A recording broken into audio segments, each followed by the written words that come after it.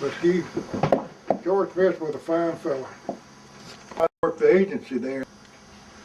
All right, when I was train master,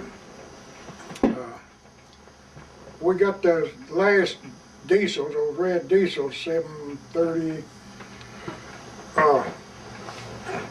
Mr. Brock called me and told me he'd like for me to ride it out of St. Louis all the way to Thames and call him and give him a report. And so I did. I got on them at East St. Louis and rode them out. And we come up Alta Pass Hill. Well, we've always, 5,000 tons, you'd have to reduce throttle before you got to the top. If you didn't, they'd slip up and you jerk the train in two. And so I had it down pat that you just, when we reached Brown's Crossing, that was coming south, that you'd reduce to about the 6th notch and go on and top the hill. Well, I was riding the 2nd unit with one of the factory man, and he was telling us all about the diesel and all. And I had an engineer by the name of Hoover. They call him Toot Hoover. He was a good engineer, but he wasn't any foolishness about him. Everything was had to be on the up and up. But anyway, I was explaining to the factory man. I said, now we got up here at Brown's Crossing. I said the engineer will reduce to the 6th knot, because if you don't, it'll tear up the train. And he said, no, he said, we got automatic sanders on here. And he said, I'd like to see you liver wide open. I said, okay, that's what I'm doing on here. I said, Mr. Brock wanted a report. So I went over and I told Hoover, I said, Hoover, don't shut off at Brown's Coffin.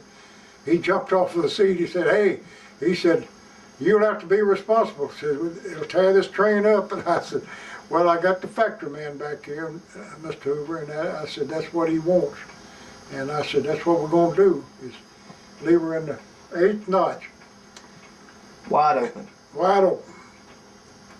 We topped the Alta Pass Hill at 12 miles an hour and didn't slip a peg.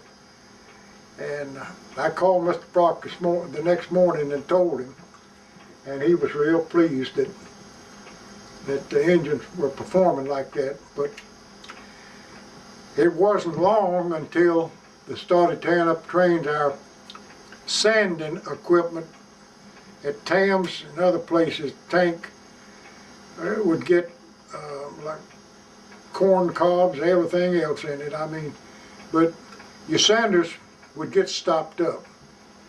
And if they wasn't working perfect, then you tear your train up. So it wasn't a month that we was back doing the same thing. We was having to reduce throttle because we wasn't getting proper sand on the rail. But I never will forget Hoover jumping up off of that seat saying, you'll have to be responsible. But I'll tell you about when the Union City locals, there used to be 2 of them. One would lay over at Union City and one would come to Jackson. They run one each way every day before they put the Union City Humboldt turn on. And that was back in steam engine days. And I come out of, well, let's see. I don't know whether I was on a local or not. I know it was night, it was dark. We were at Rutherford, and they had a cattle chute and a cattle pen that rests cattle, you know. It was a law, that federal law then, you could only keep the cattle in the car so long, then you had to unload them, water and feed them, reload them, and take them on to destination. And we backed in there, and Pete Rice, I guess he'd been working a good while, but he wasn't much of an engineer, and he was running the engine. He was actually a fireman on there, but he was running the engine for the Mr. Rush. and wind was blowing just right. I could hear them.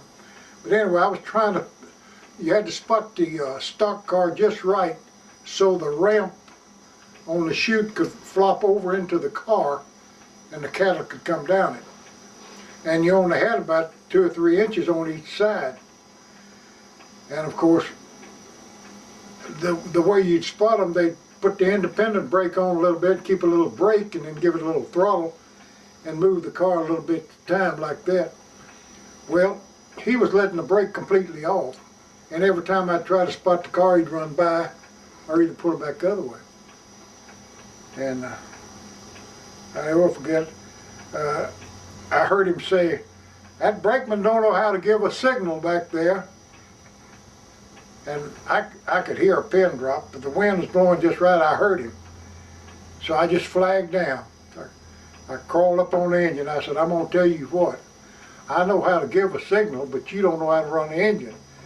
You better let the engineer get over here and spot this car. We'll be here all night." And I got back down and went back. We finally got the stock car spotted so they could load cattle in it. But back